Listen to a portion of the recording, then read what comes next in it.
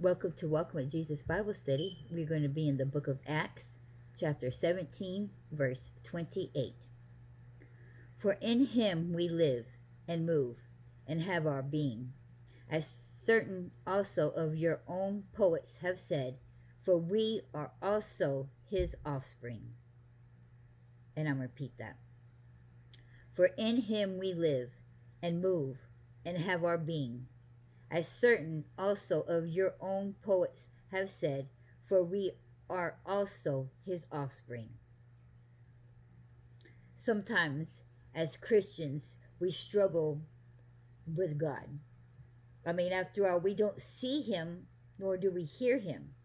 So it is very easy to perceive him as distance or non-existence. But we are reminded by Paul's words that God not only created us, but he continuously sustains us. God didn't just create us and then step aside.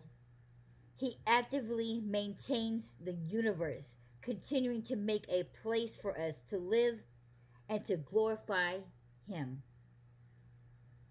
Throughout our lives, he shows us that he is there. Sometimes we don't see it right off the bat, but we'll see it later on in the life. A lot of people growing up felt that they was all alone. But then when you come to Christ, you realize you was never alone, that he was always there. For God tells you he would never forsake you. And sometimes it's in our darkest, lowest hours and moments in life that we've come to Christ.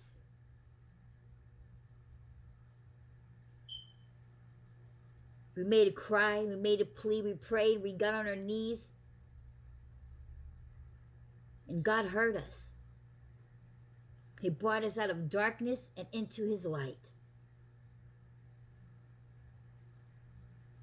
So if God had just created us and left us alone, he wouldn't have come and saved us. He wouldn't have come and rescued us in our time of need, in our time of pain, in our rock bottom. There's many of testimonies of people who have committed suicide and God has brought them back to life. There's many of people who would testify that they have seen angels that have come to the rescue and saved them from near-death experiences. Many of people who've testified that they should have died or did die and is now living. You don't have to have near-death experience or near-death episodes of a story to tell and to prove that God has always been with us.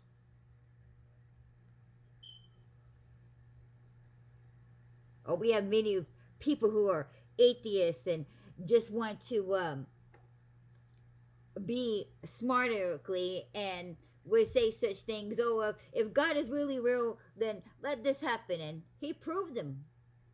Whatever it is that they said, he has done. There's many people that testify the very reason why they came to Christ is because of stories like that.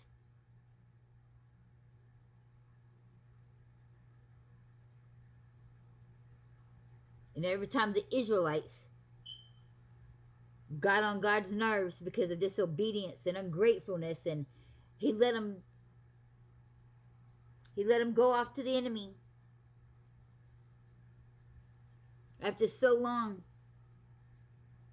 God still heard their cries. Even though he said, I will not hear you no more, he still was always there because he loves us. He loves us. He would not forsake us. He's a forgiving God. There's many people that have struggled with their Christianity all their life. They have come to Christ and they have gone back to the world and come to Christ and gone back to the world and come to Christ. Man, God is with you, man. He is forgiven. He has patience. He has tolerance.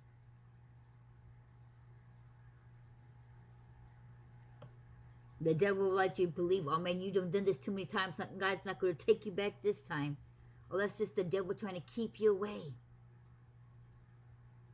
Trying to get you stuck in that emotion, that feeling that you're not good enough, that you're not worthy.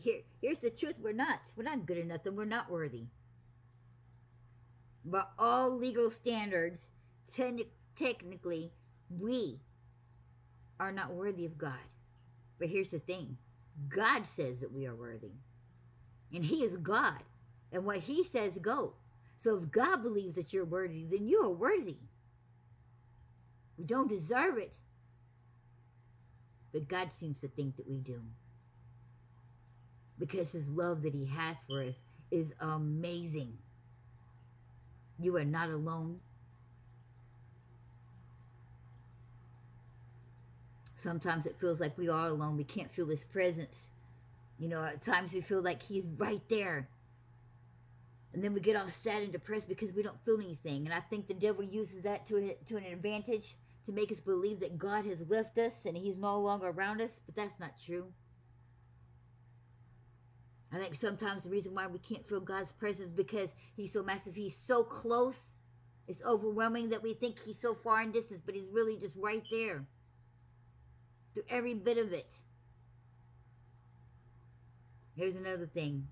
If God says that He has faith in you and believes in you, why don't you have faith in yourself? God's love is never ending.